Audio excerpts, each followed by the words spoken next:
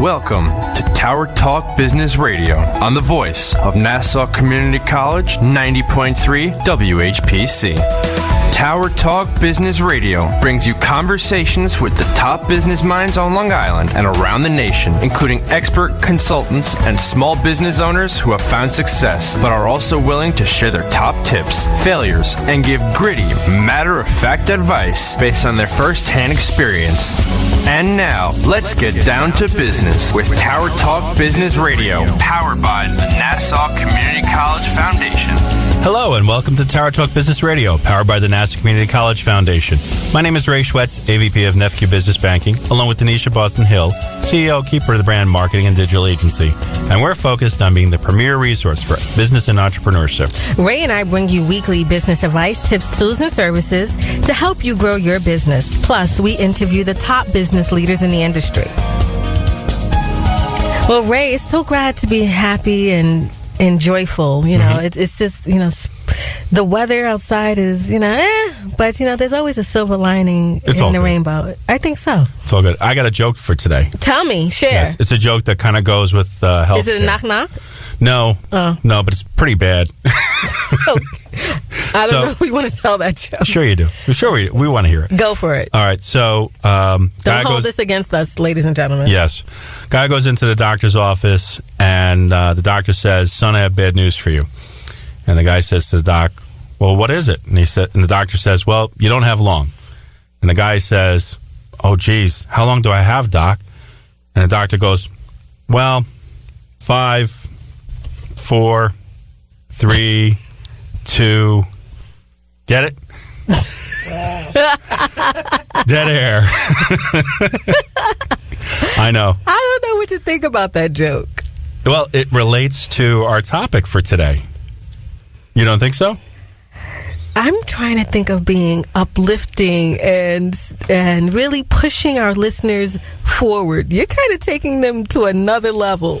Well, yeah, I guess other people can be feeling good about themselves that they don't tell jokes like that. I know, you're the finance guy. We're gonna have you stick to finance and not now you know why jokes. I do the day job. Okay, Exactly. Helping provide us with business empowerment today is our guest, Lori Vavrinec. She is the director of marketing for Fidelis Care, New York. Now, in her current role, Lori is responsible for sales and marketing initiatives for the Lower New York, and her team of 140 people is responsible for growing Fidelis Care's membership across all product lines from birth through Medicare years, one member at a time. Maybe she can help me with my humor. I think so. Lori has been with Fidelis Care for over 5 years and has a passion for helping people. See, she can help, and is most caring in a compassionate way. She believes the mission of Fidelis Care and has formulated a grassroots approach to bringing important healthcare options to the communities that need it most. After graduating from Adelphi University with a BA in marketing, Lori started her career in the healthcare industry, first working with national-sized employer groups at U.S. Healthcare, Aetna, and United Healthcare, and then with the individual market. So, Lori, you've been a busy person. Thank you so much for coming on the show today. Well, thanks for having me. And I promise no more jokes. I gave that a try. Okay. A for effort. You tried. You tried. Lori, we're so excited to have you here, especially representing Fidelis Care and just sharing, your mission, the company's mission. And I think our first question for you is, why healthcare? I mean, it takes a special person to decide, I'm going to make a career out of healthcare. Well, it's funny because we always say that people come into insurance. You don't come out of college with the goal of going into insurance. At least back when I came out of college, we didn't. But I came out of college with a passion for business and marketing. And someone talked to me about getting into the managed care industry, which was very new at the time. And you know what? I came into it, and it's been a great ride for me. Certainly not a business for the faint of heart because we've seen so many changes. over the last 20 years and how healthcare is delivered and, things changing and priorities changing. But you know what? Everybody needs to stay healthy, and that's what our goal is. And working with Fidelis Care has given me a really interesting opportunity, because instead of working on the group side where we focus on working with the employer and larger employers and finding benefits for them, what we do is work with individuals that maybe can't get insurance through their job and finding options for them. And those folks are always so grateful to finally be able to get themselves or their children covered. So, it's kind of been a great mission for Fidelis, but something I get a lot of gratification from as well. Now, who does Fidelis Care serve? Fidelis Care pretty much serves everything. So we have programs that cover people from birth through the senior, very fragile years, folks that maybe should need a level of nursing home care, and everything in between. Now, we don't do group plans. So what that means is a group plan is when you work for a company and you get your benefits through that company. You don't really have a choice. You get what the company offers. Fidelis is the top enrolled plan in New York for people that don't get benefits through their employer.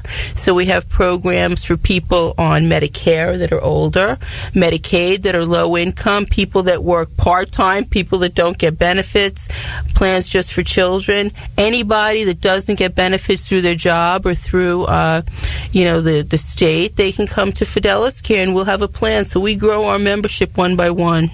Wow. So it sounds like a lot of independent contractors. So I specifically work with a lot, and I can say, you know what, this is an option for you. Fidelis is an option. And independent contractors, a lot of people, take for granted the people walking around that you encounter in a day that don't have benefits. A real estate person works independently. The person doing some repair work on your house. The person that maybe works part-time and they don't qualify for benefits. These are all people that Fidelis Care would enroll into our programs. So these could be people with their own small businesses as well. Yeah, we have a lot of people with small businesses. And, for the small businesses, it's really challenging because, you need to keep your business operational. You want to attract good employees. And, many times you have employees that, work for you part-time. You may not have the, the resources to provide employee benefits, but you want your people to be able to get care and not get sick and come to work.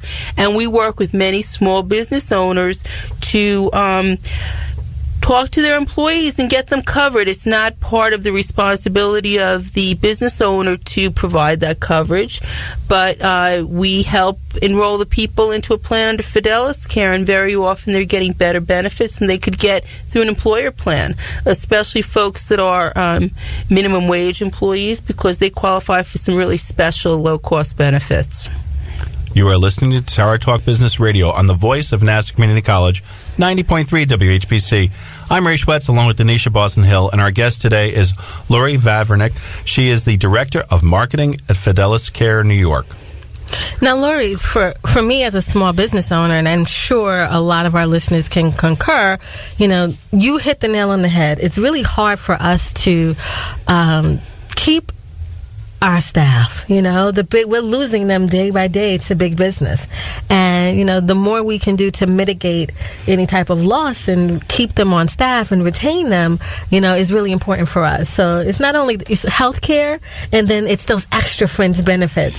And knowing about, Fidelis and the fact that you provide these services is really key, and I think our listeners would really greatly appreciate it. So again, we're excited to have you here, and thank you for sharing your knowledge with us today. It's my pleasure.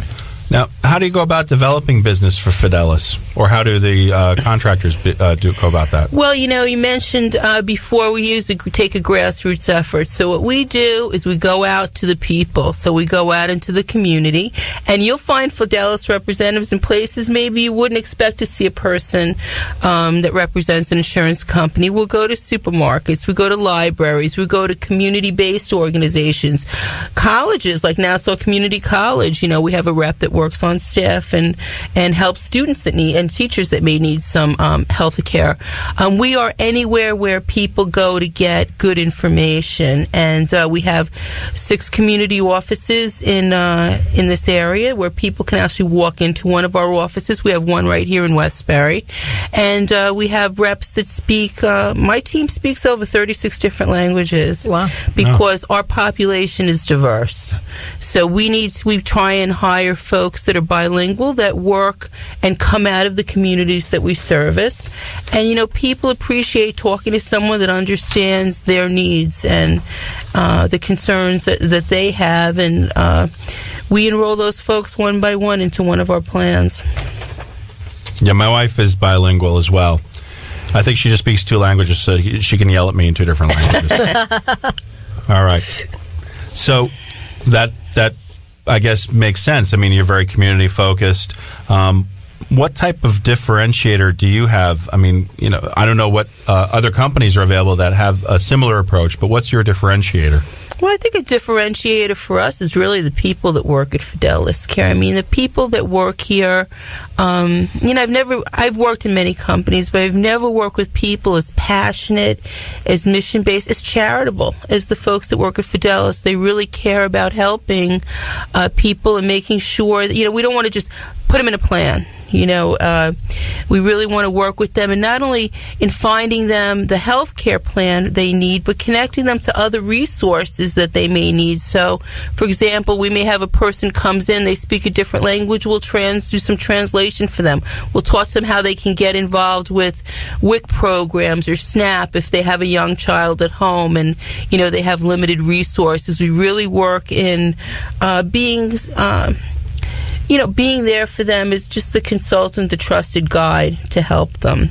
Obviously, the benefits are very good. We have a large network of providers. We actually have more than 70,000 doctors statewide that take Fidelis. So many of the providers, doctors, dentists, pharmacies that you're going to take Fidelis, so it's an easy fit for people. You can go to a doctor in your community, go to the pharmacy that you're used to using, and get the care and now have it covered. And you hit on something that for me it makes a lot of sense. It's such a confusing topic, especially nowadays with a lot of the changes. I mean, from your standpoint, what's the number one misconception you see with healthcare today? Oh, there's a lot of misconceptions. I think the number one misconception is that, it's still unaffordable. And what a lot of people don't realize, unless you sit, we have something on our website, which is www.fideliscare.org, where you can go in with the Affordable Care Advisor. And that you can answer just 3 questions related to your family size, your income, and a couple other questions. And we will tell you not only the programs that you qualify for, but if you qualify for some help in the way of a tax credit or subsidy to offset some of the cost of that. And that's something that was bantered about quite a bit, that the subsidies were going to be taken away. But as we know in the papers, there's a lot of talk about health care reform, but nothing really happening in the near future. So, you can find out, you may be pleasantly surprised. The other thing that's newer and a lot of people are not even aware of, and I think this is relevant to your business owners and many of the students that may need coverage. Mm-hmm. If you're an employee and you're working part-time, or you are making less than $24,000 a year, which is for the most part people making like minimum wage, we have wonderful plans called essential plans where the premium is either $0 or $20 a month, no deductible on the plan, meaning from the first time you go and get care, you're covered, and low to no co-pays. And a lot of people are unaware that those programs are even out there, because those came out after the initial, plans came out on the healthcare exchange. Now, one of the things that's kind of frightening, I think, for a business owner, not only it's losing employees, but also it's their own health care. What's some of the misconceptions you see amongst the business community about health care? Is there anything different, or is it the same? I think, for the primary concern of a small business owner is keeping his business going. I mean, it's as nice as it would be to offer health care. You got to keep the lights on. You got to be able to buy the materials that you need in order to do your business. You got to be able to make payroll.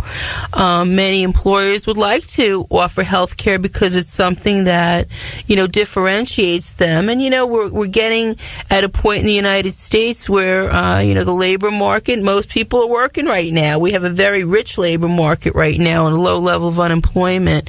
So if you can, it's the little things that you do, the little perks. Maybe you're not going to offer insurance. And there are SHOP programs also that you can go to New York State of Health if you want to contribute towards your employee benefits. There are plans for small businesses. But if you don't, you can still have a representative